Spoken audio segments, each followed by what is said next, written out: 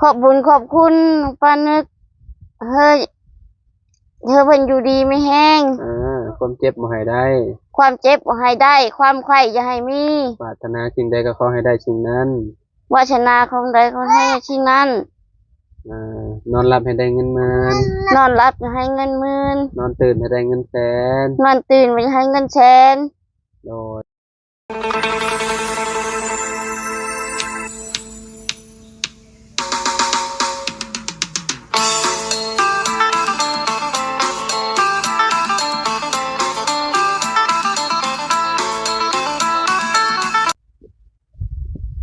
กราบสบายดีสวัสดีพี่น้อง FC เบิร์ดสุขุทุกคนเด้อพี่น้องเด้อเนาะเอาตอนนี้เขาก็มาฮอดจอดเทิงเพื่อน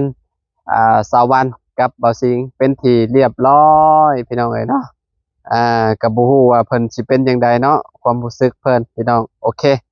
เดี๋ยวไปหาเพิ่นก่อนพี่น้องดูตอนนี้เพิ่นอยู่เฮือนแต่ว่าเบิ่งคือสิบ่เห็นเบาสิงพี่น้องบ่ฮู้ว่าไปทางใดเนาะเดี๋ยวไปถามสาวันเพิ่นก่อนพี่น้องโดยพี่น้องเอ๋ยเนาะโอ้ยมาก็คือเงียบเงาแท้เนาะโตสบายดี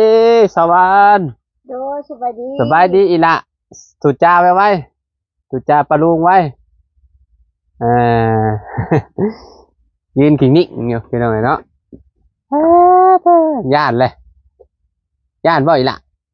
ย่านบ่ลูกโทรหาไผน่ะฮะโทรหาผัวบ่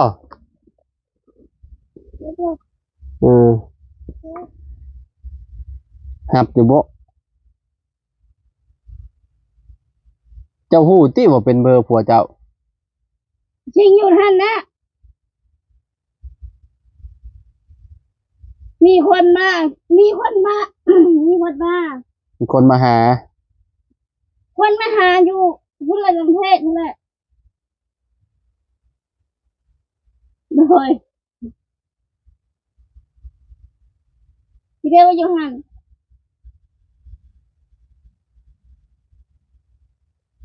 เลย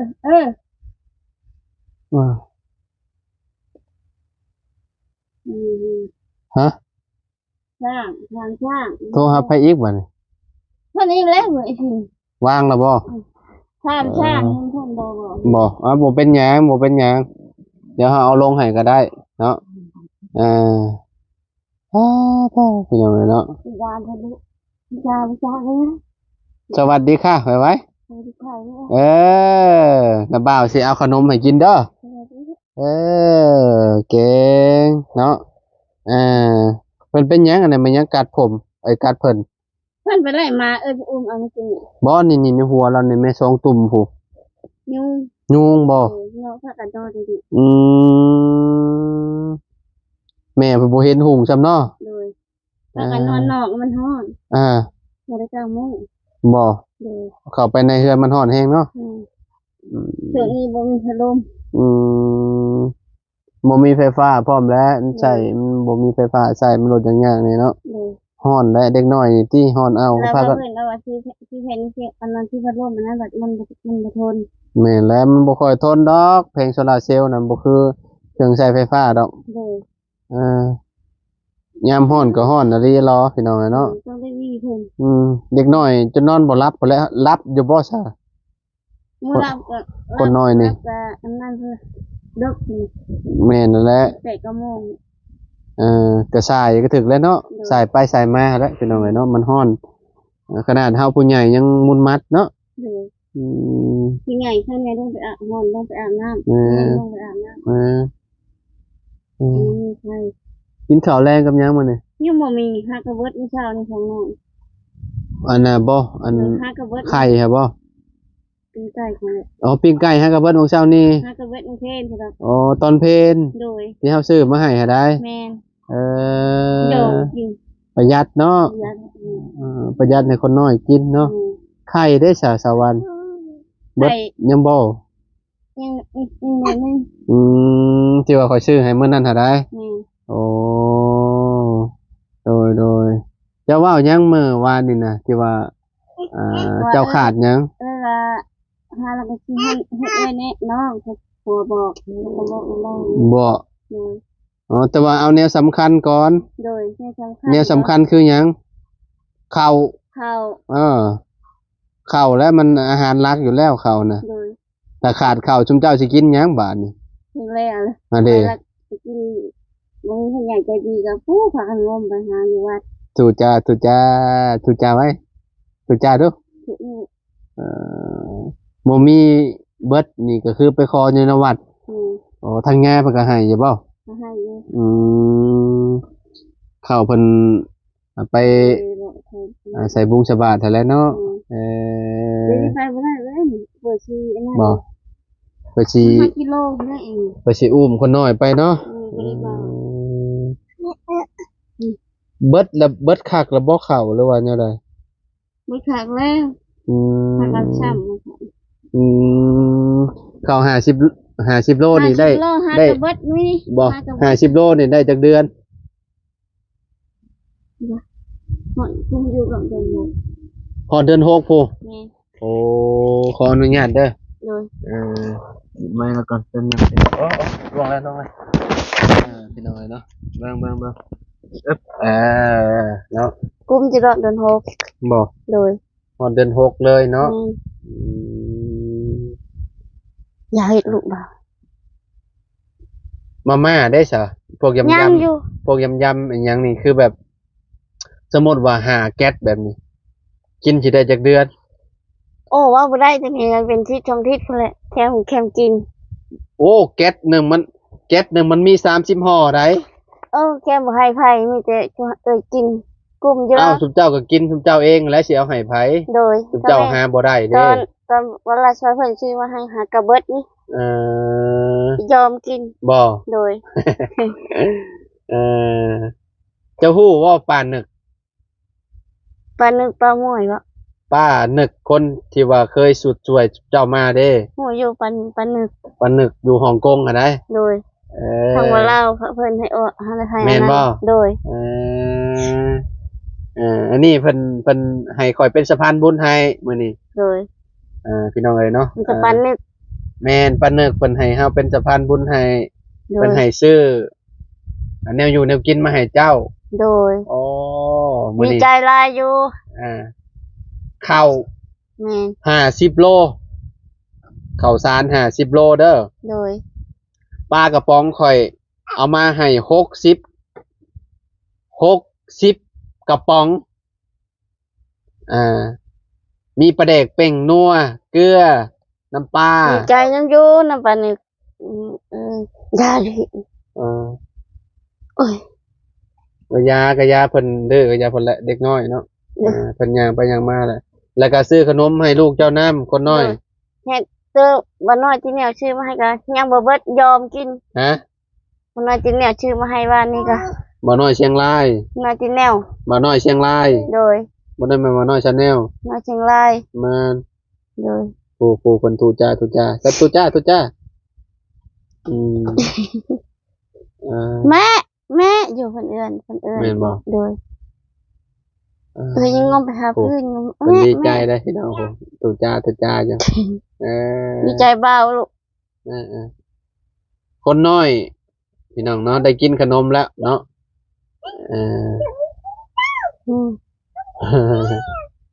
หลายอย่างอยู่ได้เขาซื้อมาให้เจ้า โดย บ่ว่าสิเป็นแพ็บก็ซื้อมาอันก็คือแบบทั้งแม่เพิ่นก็บ่ได้บอกมาดอกว่าอันให้ซื้อพวกแพ็บพวกหยังแต่ว่าเงินมันเหลือพี่น้องเนาะมันเหลือจากซื้อมาม่าปลากระป๋องเนาะอันข้าวเฮาก็เลยซื้ออันแนวที่ว่ามันสำคัญมาให้ลาวพี่น้องเป็นน้ำปลาแล้วก็เป็นนัวแล้วก็เป็นแพ็บซักผ้าพี่น้องเนาะ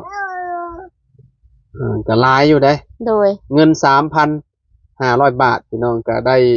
เป็นเงินกีบก็ประมาณ2ล้านกับ250,000พี่น้องเนาะเฮาก็ซื้อไปเบิด2ล้านกับ16,000กีบเงินที่เหลือเฮาก็สิได้มอบให้เพิ่นไปเลยเอาไว้ให้เพิ่นซื้อนี่แนวจำเป็นพี่น้อง แม่แนวจำเป็นกับเพิ่นใครเพิ่น แม่น จำเป็น ซื้อหืดซื้อยาให้ลูกกินบางทีกับพ่อแม่หั้นแล้วเนาะเบาสิงก็บ่อยู่พี่น้องเนาะ โดย ไป โทรหาช่างว่าบ่เห็นว่ะ ไปนวดบ่ โดยนวดไม่ได้เท่าใดจักเขาให้เท่าใดแหละ ให้5,000น่ะ เออ เมื่อไหร่ก็มาให้เมียก็5,000 บ่ โดยแล้วก็2,000บาท เจ็บเมียนติ โดยเข้ามาซื้อน้ำก็เมื่อไหร่เชียงรายให้วันก็ซื้อน้ำเบิดนี่ อื ซื้อ ม น้ำเบิดนี่ซื้อ โด น้ำ ยหาบ่ได้เนาะจะสิเฮ็ดแนวใด โดย พี่น้องเอ้ยเนาะบ่ติเพิ่นแหละตาบ่ดีพี่น้องหาอยู่หากินก็ค่อนข้างสิยากเนาะ มันพาน้องก็แชบเบิด แซ่บบ่ โดย ยังเหลือบ่หลายเนาะ โดย ยังหอยต้องแต่ง ให้อีนาง เนาะพี่น้องเนาะ น่าจะได้ก็โดย โอ้ห้องแม่ชัดเจนอันนี้เนาะ โดย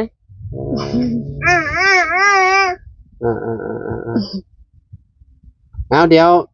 เอาของลงมาให้เราก่อนพี่น้องเอ้ยเนาะของมาให้สวรรค์เพิ่นก่อนโดยไปเบิ่งนํกันพี่น้องนี่เด้ของพี่น้องเอ้ยเนาะนี่เอาขนมลงก่อนเผื่อว่าคนน้อยเพิ่นอยากกินเนาะนี่เอาขนมลงก่อนนี่เอาขนมขนมแล้วก็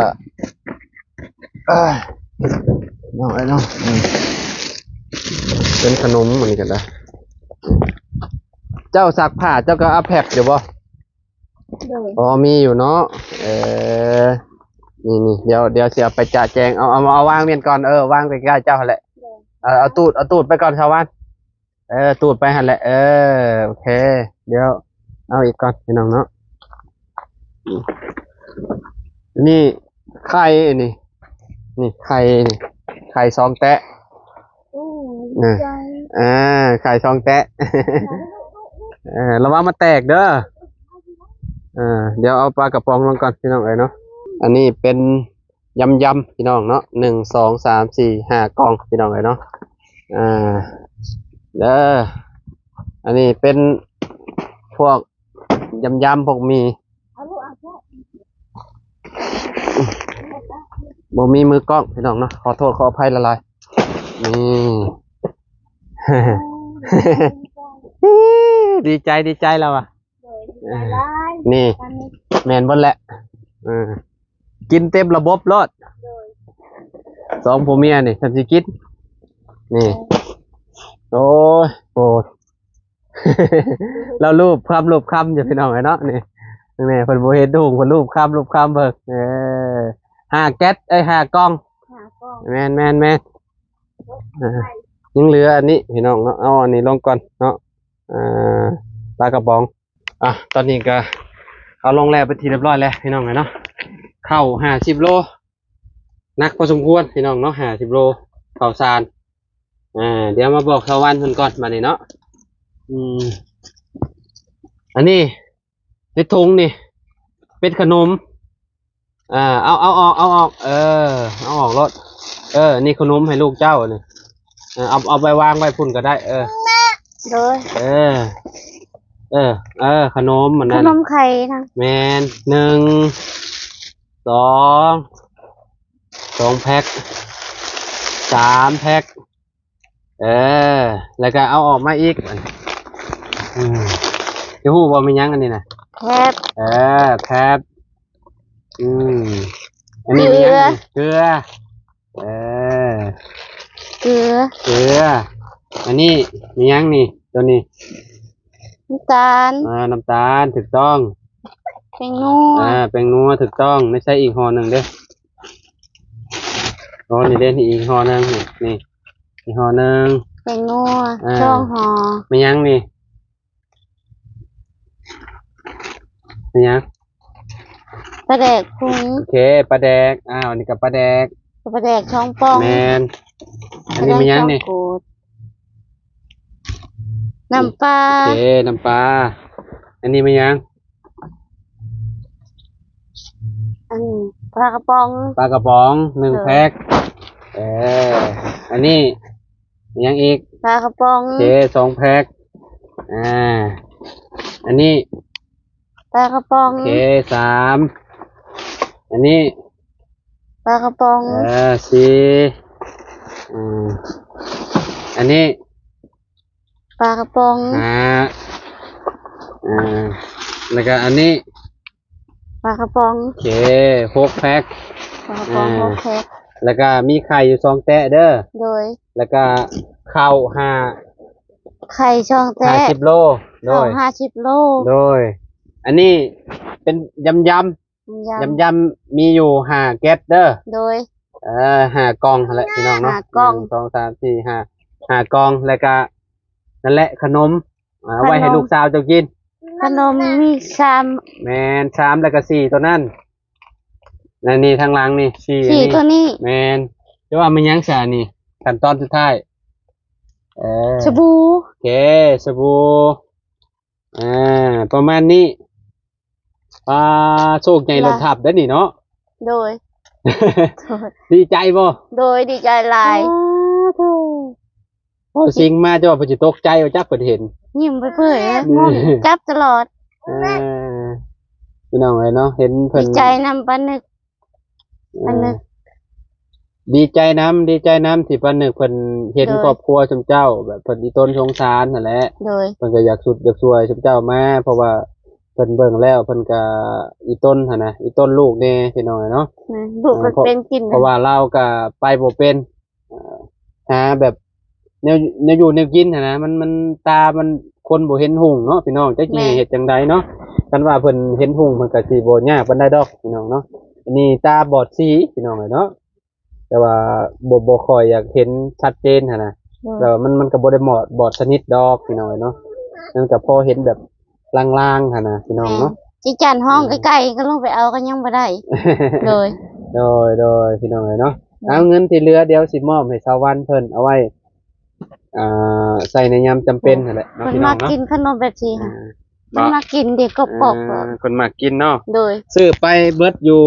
ล้าน2 ล้านพี่น้องเนาะ2 ล้านกับ16,000กีบเนาะนี่บินพี่น้องเนาะนี่บิน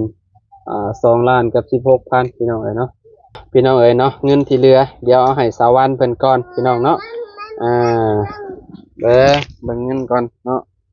เงินที่เหลือพี่น้องเอ้ยเนาะเหลือเท่าใดบุ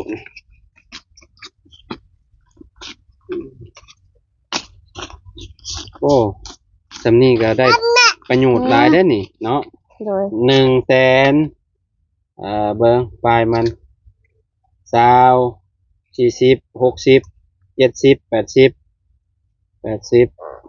90 โอ้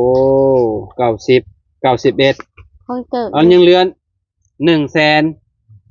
กับ91,000สาววัน โดย เกือบ200,000พี่น้องเนาะยังเหลือหั่นนะยังเหลืออยู่ประมาณ200,000กับ91,000เด้อสาววันเด้อเอ้าเฮามอบให้เจ้าเด้อ โดย โดยอ้าวบินนี่เก็บเมียน เก็บเงินเมียนก่อนโดยเก็บเงินเมียนเนาะเอาไว้ซื้อในยามจำเป็นซื้อซื้อยาให้ลูกเจ้า โดย เอาก็มีแต่ฝากสาววันนั่นแหละเนาะขอบคุณทางป้านึกพร้อมด้วยครอบครัวเพิ่นนั่นแหละเพิ่นอยู่ฮ่องกงผู้เพิ่นเป็นคนไทยนั่นแหละเนาะขอบคุณเพิ่นเด้ออวยพรอวยชัยให้เพิ่นแน่โดย ขอบคุณปานึกเฮ้ยเธอเพิ่นอยู่ดีไม่แห้ง ความเจ็บบ่ให้ได้ ความเจ็บบ่ให้ได้ ความไข้อย่าให้มี ปรารถนาสิ่งใดก็ขอให้ได้สิ่งนั้น วาสนาของใดก็ให้ที่นั้น นอนหลับให้ได้เงินหมื่น นอนรับอย่าให้เงินหมื่น นอนตื่นให้ได้เงินแสน นอนตื่นอย่าให้เงินแสน โดยบอกว่าปันนึกสิเฮ็ดธุรกิจหยังค้าขายหยังก็ขอให้ประสบความสำเร็จ ปานึกเฮ็ดค้าขายยังมันมีครอบครัว เพิ่นเว้าก็บ่เป็นปานใดเนาะพี่น้องเนาะเอาจังได๋ก็ขอบคุณปานึกพร้อมด้วยครอบครัวหลายๆเด้อที่ให้เฮาเป็นสะพานบุญให้เนาะมื้อนี้เฮาก็มาฮอดจอดเทิงเฮือนเบาสิงเป็นที่เรียบร้อยแล้วเอาแนวอยู่แนวกินลงให้เพิ่นเป็นที่เรียบร้อยแล้วเนาะเพิ่นก็บ่ได้ขอบคุณโดนแหละพี่น้องเอ้ยเนาะเพิ่นก็ว่าบ่เป็นปานใดก็ต้องขอโทษขออภัยนำ FC นำเด้อพี่น้องเด้อเนาะเพิ่นก็ดีใจหลายๆพี่น้องเอ้ยเนาะบ่คิดบ่ฝันเนาะว่าสิมีผู้ซอยเข้ามาเนาะก็โดนแหละพี่น้องเอ้ยเพิ่นก็บ่ได้แบบนี้เนาะแม่นบ่ โดย แต่โดนแล้วบ่ แม่น ขอบคุณหลายๆเด้อปานึกเด้อเนาะสาวันเนาะ โดย แล้วก็ขอบคุณ FC ทุกๆคนเลยเนาะพี่น้องที่ติดตามและเป็นกำลังใจให้เด้อพี่น้องเด้อ เอาสำหรับคลิปนี้เฮากับสวัสดิ์เนาะก็ขอโตวเลยเด้อพี่น้องเอาไว้พ้อกันคลิปหน้าเนาะอ่าลูกเพิ่นก็กินอย่างเดียวพี่น้องเพิ่นก็ อันนี้ เนาะเด็กน้อยบ่เคยกินหั้นนะแบบเพิ่นโดนพ่อเทื่อนึงพี่น้อง โดย เนาะ โดยโดย ไปเลยเด้อบัดนี้เด้อสวัสดิ์เด้อสบายดีเด้อ โดย ขอบมุกขอบใจขอบคุณหลายๆเด้อพี่น้องที่ติดตามเด้อไปแล้วพี่น้อง โดย